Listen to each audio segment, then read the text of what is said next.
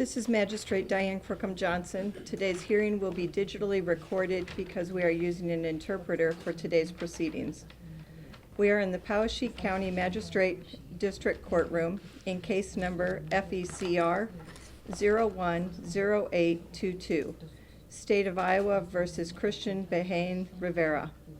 Appearing in court today are Assistant Attorney General Scott Brown for the State of Iowa, County Attorney Bart Claver for the State of Iowa. Sir, are you Mr. Cristhian Bahena Rivera? Yes.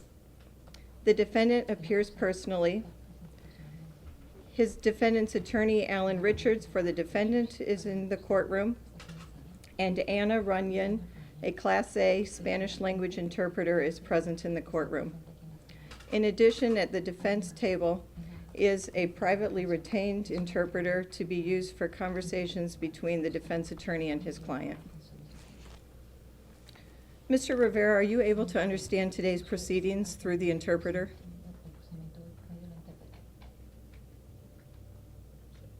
Yes.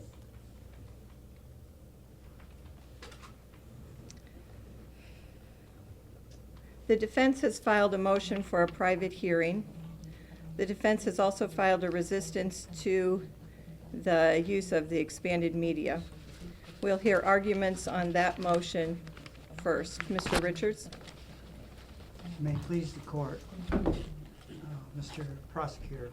I pulled a case law this morning from the Iowa Court of Appeals.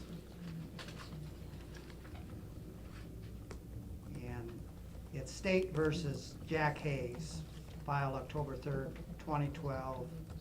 It's number 2-701/11-0669. There's a little piece in that case that talks about expanded media coverage. This particular court, the court there granted the expanded coverage. But the Supreme Court concluded that it's within the discretion of the judge to exclude the expanded media coverage based on circumstances of the particular proceeding. Such coverage would materially interfere with the rights of the parties for a fair trial. And it's based on constitutional rights. And essentially, the prejudice here is the decision beforehand to lean in favor of one side or the other, which prevents justice. In this particular case, the coverage that's out there is leaning all one way.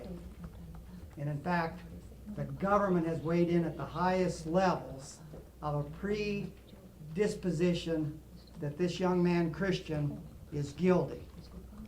But in our system of justice, he's entitled to that presumption of innocence until some evidence is presented.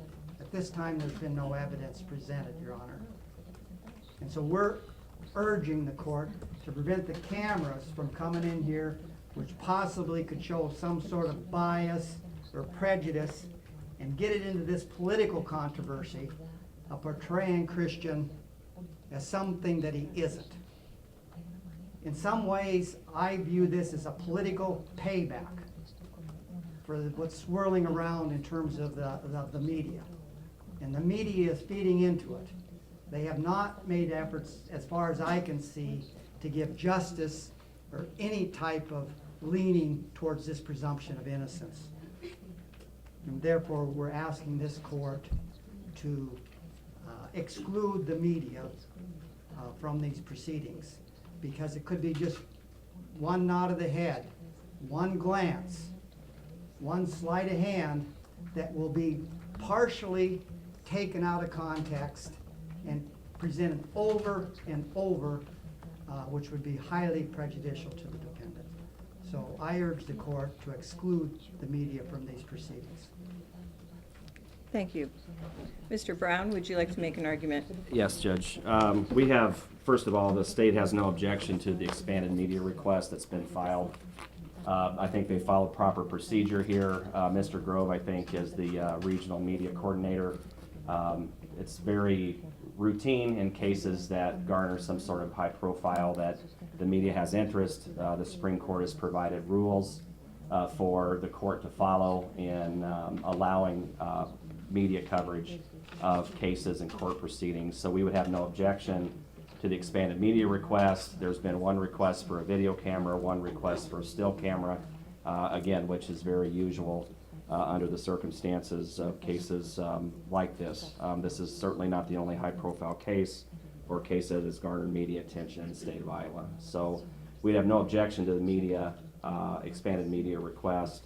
In this case, I would assume that once this case proceeds beyond initial appearance, whoever the district court judge that is assigned to this case will probably readdress that issue. Secondly, there's been a motion filed. I just got this whenever I walked in this afternoon, but a motion for private hearing pursuant to Iowa Rule of Criminal Procedure 2.24. I think that's what Mr. Richards here was referencing whenever he was arguing that there's a substantial probability that the defendant's right to a fair trial will be prejudiced by the publicity that closure of this particular proceeding would prevent. He has not identified anything that would happen today in this particular hearing that would create any type of substantial probability that his fair trial would be impacted. He wants to talk about whatever the political discourse is that's been surrounding this charge or this case. Certainly we have no control over that. But it is what it is at this point. I mean, there's a lot of information that's out there about this case, about this particular charge. I think all the court is going to do is follow Rule 2.2 in the initial appearance, advising him of his rights, making sure he's got counsel, that he's either retained or appointed, and addressing the issue of a preliminary hearing and whether or not he demands that. I fail to see how any substantial probability of any impact on the defendant's fair trial would be raised in this particular proceeding. So we would ask that the motion for private hearing be denied and that the expanded media request be granted. Thank you. If I may respond, Your Honor, Briefly, procedures weren't followed. I entered my appearance this morning, attempted to shortly after 8 a.m. The e-file system was down or crashed. I did not see the motion for expanded media coverage until 12 o'clock today. And if that motion was filed yesterday, Cristhian was still self-represented. He was never served a copy of that notice, and I was never received a physical copy, although I do acknowledge I did see it at 12 o'clock today.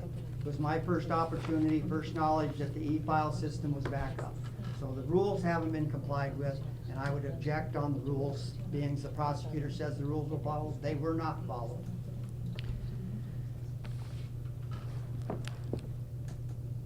Mr. Richards, I'm aware of the fact that we had technical difficulties this morning with the e-filing system that the Iowa judicial system uses.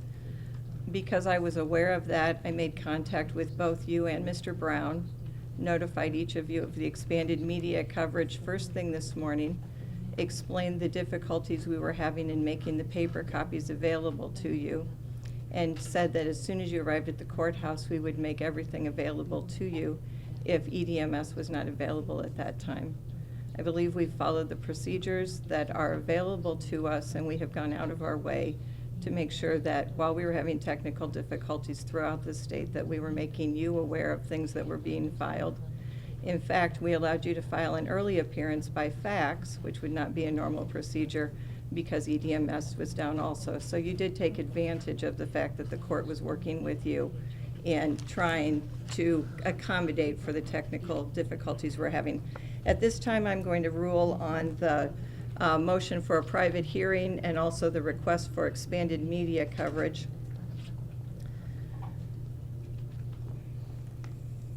With a reminder to everyone that the defendant will not be asked to make any statements related to facts in this case today, I make the following finding. The defendant's right to a fair trial is not prejudiced by the publicity as related to the initial appearance. Reasonable alternatives have been established, including limiting media coverage to one video camera and one still camera. Today's initial appearance will be held in open court, and the media will be allowed to stay in the courtroom. Mr. Richards, you also filed a motion for a gag order, and in discussions that were held off the record prior to today's hearing, you indicated that you intended for that gag order to be heard by a district court judge. Is that still your intent? I believe that's the proper procedure, Your Honor. Okay. I will file a calendar entry asking the district court to set that for hearing.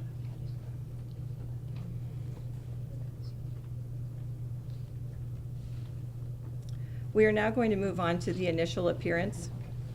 Mr. Rivera, this is your initial appearance on the charge of murder in the first degree and on an immigration detainer notice of action filed by the Department of Homeland Security. The purpose of an initial appearance is to make sure you understand the charges against you, to review any request for an appointment of an attorney, to set further proceedings or court dates in this matter, and to discuss your terms of release from jail. Mr. Rivera, do you have any questions about the things we'll be covering today? No. Mr. Rivera, you have been charged with murder in the first degree in violation of Iowa Code Section 707.2 sub 1 sub A, a Class A felony. Mr. Rivera, have you been given copy of this paperwork? Yes. The Department of Homeland Security has filed an immigration detainer notice of action for you. Mr. Rivera, have you received a copy of this paperwork? I believe so. Mr. Rivera, I'm now going to review rights that every defendant has in a criminal action. These include the following. You have the right to an attorney. Every defendant has the right to retain legal counsel and shall be allowed reasonable time and opportunity to consult an attorney. In the event you are indigent and desire counsel, and if the offense is a serious misdemeanor or greater, an attorney can be appointed to represent you. Mr. Rivera, at this time you are represented by a privately retained attorney, Alan Richards. Do you wish to continue with this private representation, or do you wish to file an application for a court-appointed attorney? No, with Richard. Mr. Rivera, if at any time today, during today's proceedings, you wish to talk to your attorney, please let me know and I'll stop today's hearing. Okay. Next, you have the right to be released from custody. Every defendant in custody has the right, subject to conditions, to be released from custody pending judgment. A defendant may be released from custody on his or her own personal recognizance or on conditions as the court determines, as will reasonably assure the defendant's appearance as required and will reasonably assure the public's safety. If the court imposes conditions for defendant's release and defendant is unable to meet these conditions, the defendant has the right to request a bond review hearing. If the defendant is indigent and unable to retain legal counsel, the court will appoint an attorney to represent you for the purposes of this bond review hearing. Next, you have the right against self-incrimination. A defendant is not required to make any statement concerning the offense charged to the court, to any law enforcement officer, or to any other person. But if the defendant makes any such statements, those statements can be used against the defendant. And finally, defendants have a right to trial. Every defendant has the right to a trial and to be tried by a jury if requested.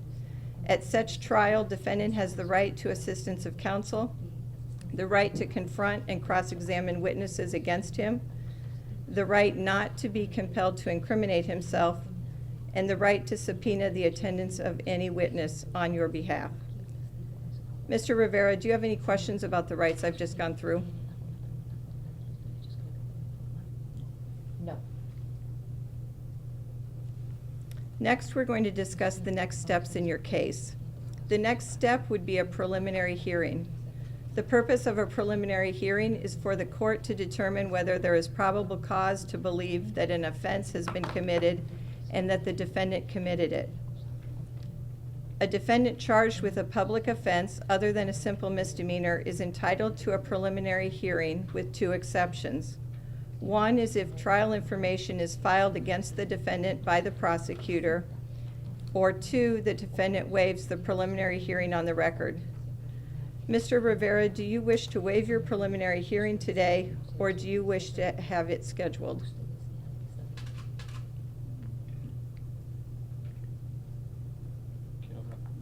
I want to talk to him. To his attorney?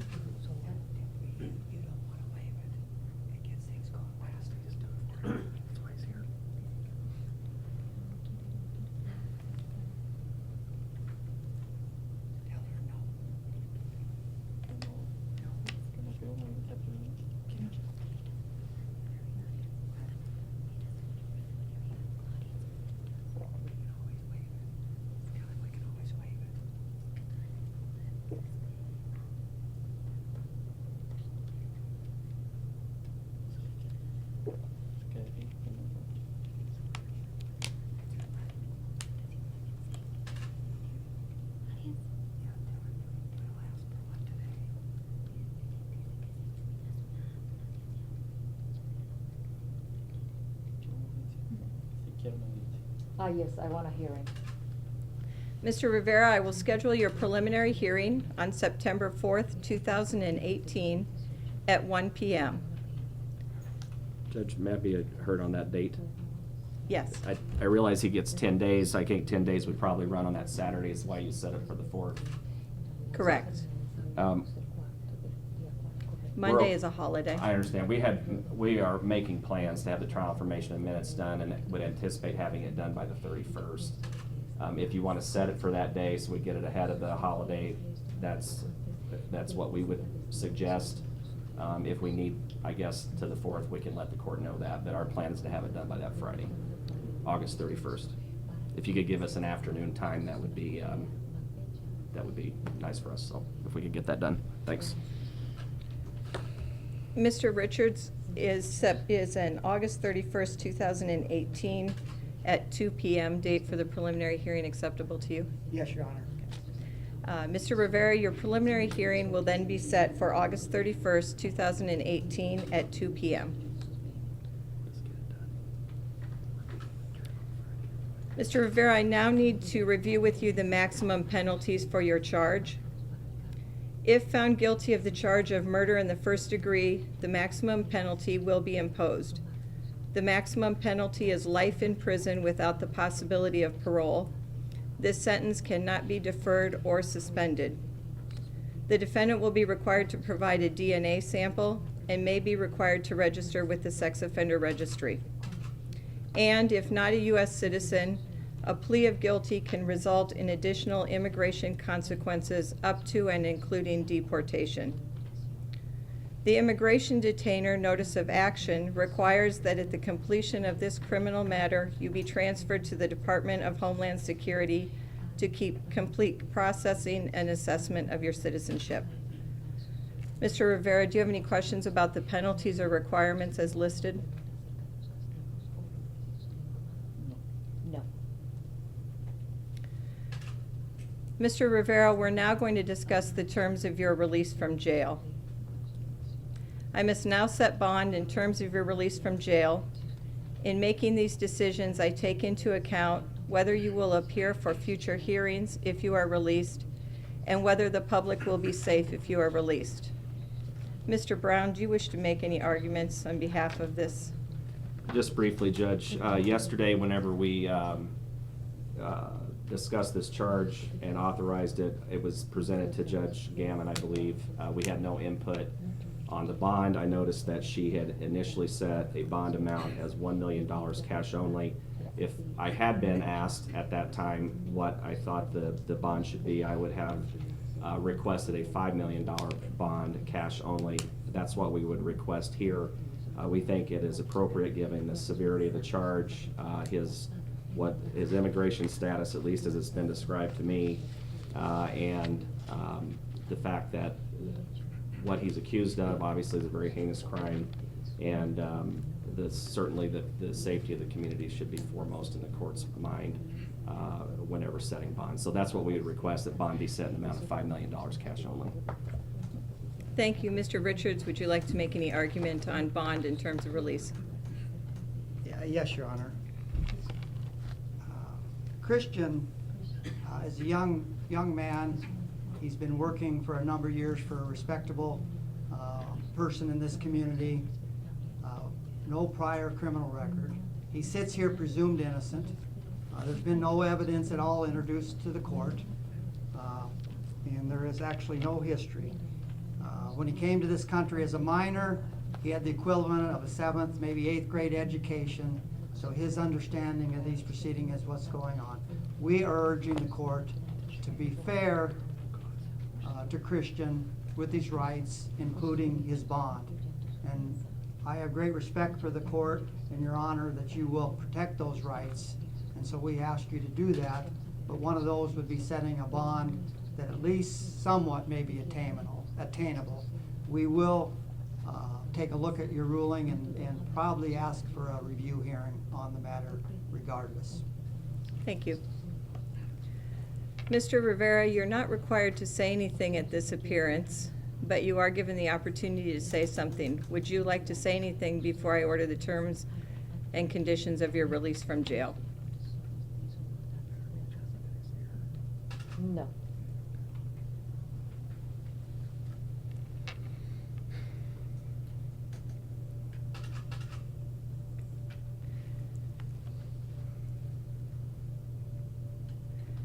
Mr. Rivera, the following terms of release from jail are ordered. Bond in the amount of $5 million, cash only, in the name of the defendant only, and only after approval for pretrial release by the Department of Corrections. If released, you may not leave Poweshiek County, Iowa without written consent of the court. You must turn over your passport or any other travel documents issued by the United States or any other country to the Poweshiek County Sheriff's Office within 24 hours of this initial appearance. You must submit to the Department of Corrections for pretrial release supervision for review, approval, and registration for participation by the department at least 48 hours prior to the release from jail. That means that if you are not accepted for supervision by the Department of Corrections, you will not be able to post bond to be released from jail. Mr. Rivera, do you have any questions about the terms and conditions that I have just listed? No. Mr. Brown, is there anything you believe the defendant should be apprised of today before I close the record? Judge, I assume there's been a probable cause finding made pursuant to the rule? Yes, there has been a probable cause finding for the charge of murder in the first degree. Okay. Other than that, no, I don't have anything further. Mr. Richards, is there anything that you believe the defendant should be apprised of today before I close the record? We're satisfied with the court's procedures today. The preliminary hearing shall be scheduled for August 31st, 2018 at 2 p.m. This closes the record.